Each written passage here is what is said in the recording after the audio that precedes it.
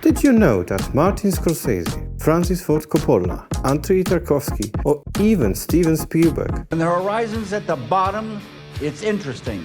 are the best liars in the world? No. Don't you believe me? Have you ever heard in cinema about cheat shot? Because cinema is all about cheating. This is how to lie to a spectator so that he or she thinks that everything that they see on the screen is real. You guessed it. This is kind of a lie in which all the previous mentioned directors are true masters. Masters in the fake creation of a world that in reality consists of actors who are playing roles based on a script, even the set is fake, and camera techniques are to mirror our reality. And we as spectators really love it. Have you ever been to a surprise party where all your friends just gathered to sing you a happy birthday song? Now you think that it might be not so pleasant. Maybe it does, but still, this is a surprise party and it really can be fun.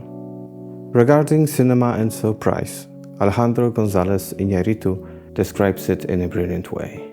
When you ask me what kind of scene I will have, more than anything, I just remember scenes or moments of film that I quite even now doesn't understand what they meant to me, but they get me in a place that I couldn't understand what I was feeling, but I felt some revelation in myself. All that mystery that I'm just feeling a revelation of a human experience that connect me with something that I'm not thinking. I'm just tuition. Instinct. When that happens in cinema is when I'm like, so now you know a little bit more why I do not watch trailers. Even worse, I don't even read the description of films. Why?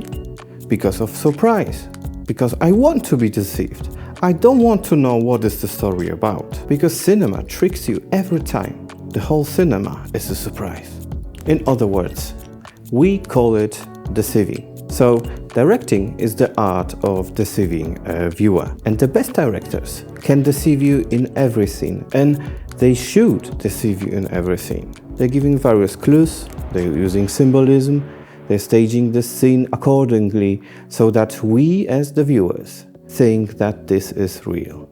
Trailers might also be great if you want to know for sure that you won't waste your time. Imagine this. So here you are, browsing Netflix and deciding to watch a trailer. So at least you will get an idea of the whole story, the protagonist's world, or even how the actors play their role. It might be great, but you may also consider a different approach. Let's deep dive together into the unknown, a deceiving approach. One great example of deception is Michelangelo Antonioni's 1962 film Eclipse. So let's watch the first scene of this movie and let's think what we see without knowing what is the story about. Let's try the adventure of being deceived. The first shot shows books. The camera is stationary, intensely forces the viewer to think where we are. Is it a library? Or maybe a room full of books? The camera pans to the right and we see a man. Looking at his reactions, we see that he is thoughtful. The man gazes at something zealously. What do you think about the character's emotion, played by the wonderful Francisco Rabal? Suddenly, the character looks away, but we don't see it, what the man was looking at. Cut to a woman standing with her back. Does she know she is being closely watched? Who is she?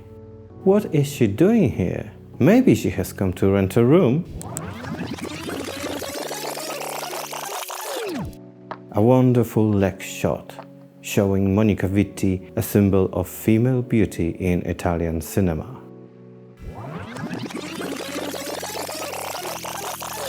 It's only when the woman lies down on the sofa that we can be sure that these people know each other. Soon after, words are spoken that clarify the context of the scene. Allora, Riccardo. Che c'è? C'è tutto quello che abbiamo detto stanotte. Sì. Decidiamo. È già deciso. Mai. Now, suppose you have seen the description of this movie. After separating from her fiancé, a woman meets a man full of life. Congratulations, we have just gained almost 2 minutes of deception by Michelangelo Antonioni, and this is a masterpiece.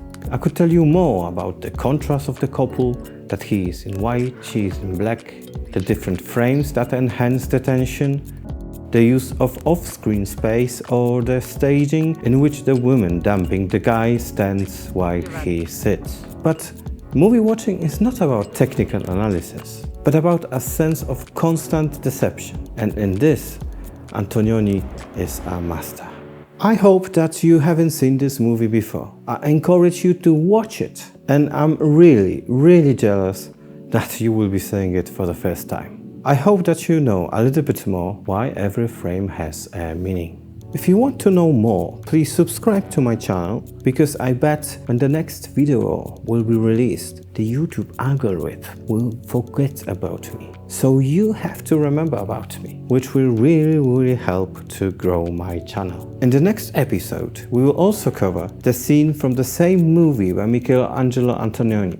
So maybe till that time you will watch it and we'll see if we have different or the same approach to the scene. I also created a Patreon channel, so you might consider supporting me maybe that way. I also would like to have some fun with you, so to the comment on this video that will have the most likes, I'll try to answer to that question in the next video after the proper movie, so if my talking will be boring to you, and you can just skip it. Okay, that's it, that's the first episode. Thank you very much for watching this video. You can subscribe right now and click the button. And by clicking additionally the notify button, you just won't miss the next episode. And you know, I forgot about the main principle of directing, about cheating.